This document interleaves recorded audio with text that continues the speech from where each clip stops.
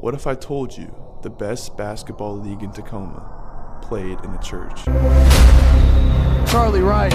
Oh! No way! Debut! Almost stolen by Luke. Eli snatchback for three. It is good! To Biamos.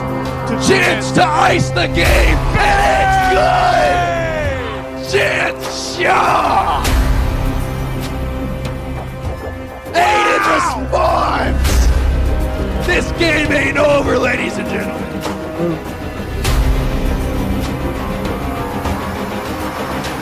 Welcome to the EBA Network. I'm here alongside Jack Chambers, and today we're going to discuss what's going on in the Manual Basketball Association. First and foremost, big news. We have a three-way tie for first right now between the Covenant, Emmanuel Prep, and Puget Sound Saints. And going into this last week in the regular season, there's a lot on the line, a lot of different circumstances that could unfold. First and foremost, the Covenant win. You're the number one seed, no questions asked. They hold that tiebreaker. They have the better strength of record than both their other teams are tied with right now. And they have two of the most dynamic players in the league, Hunter Goodsell and Nezzy White. Jack, what do you think about those two players? Have you seen them perform this year? The two of them together have put up an insane amount of points. The two of them together are basically carrying the Covenant.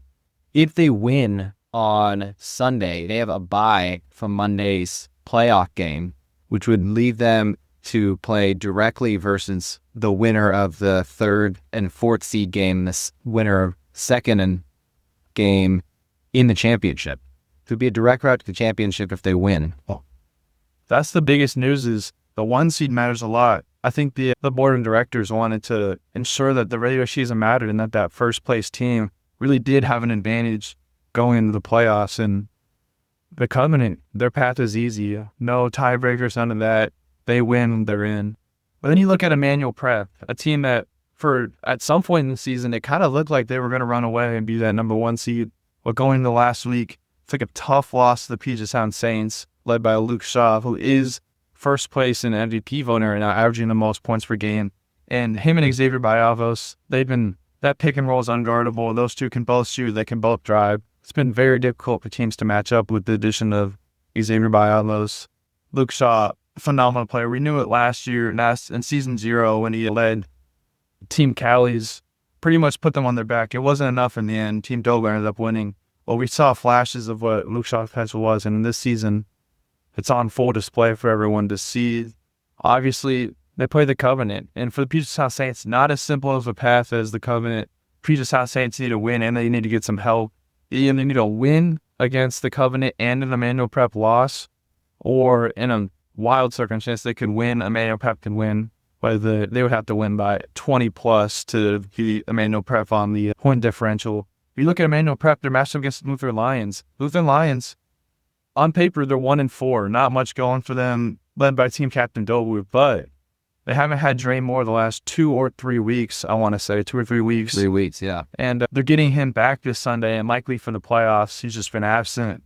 Big addition for them, and talent-wise, they're right there with everyone else in the league. I wouldn't be surprised if they went on a little Cinderella run. We know Dobler has some magic in him. He's been not the best this year, but still averaging only 10 points per game. But we've seen flash, 27-point game in the season 0, 27.33 rebounds, I want to say. Just ridiculous talent. We know he has that in them. The Cinderella run is there 100%. They have some attitude issues on that team, but moving forward, playoffs, win, you're in. You win in advance. Nothing that happened in the regular season matters once you get to those playoffs. So, circling back to Dre Moore, he has played in 2 games out of the 5 that Lutheran Lions have played in. Of those 2 games, collectively, just the 2, he averaged 23.5 points per game. So having him back for this postseason, this last Sunday of the regular season in the postseason, will do them great volume. Yeah, 100%. And obviously taking that nearly 50-point loss to Emmanuel Prep really diminished their morale as a team.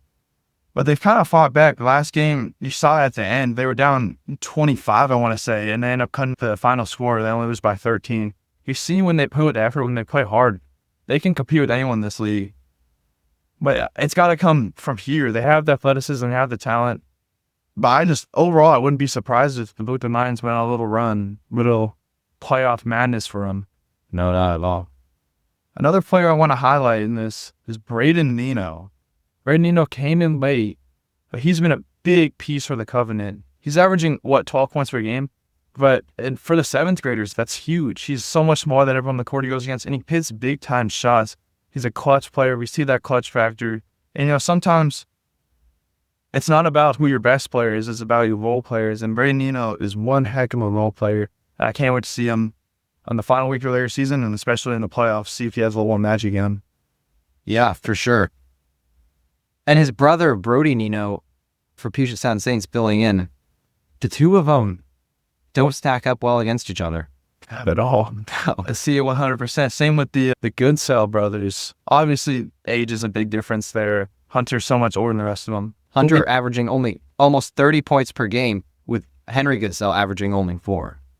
Yeah, but Hunter's just a dynamic player. We see him whenever he gets down the lane, it's impossible to stop. He has the most acrobatic legs I've ever seen, and they just go in. And that's why he's second place in MVP voting. But 2 of the top 3 are on the Covenant. We already talked about them, but him and Nezzy White on the same team. Obviously, Nezzy has some issues with attendance. He hasn't been to every game, but when he's there, he's averaging, 30.3 points per game. Just ridiculous stat lines. Yeah.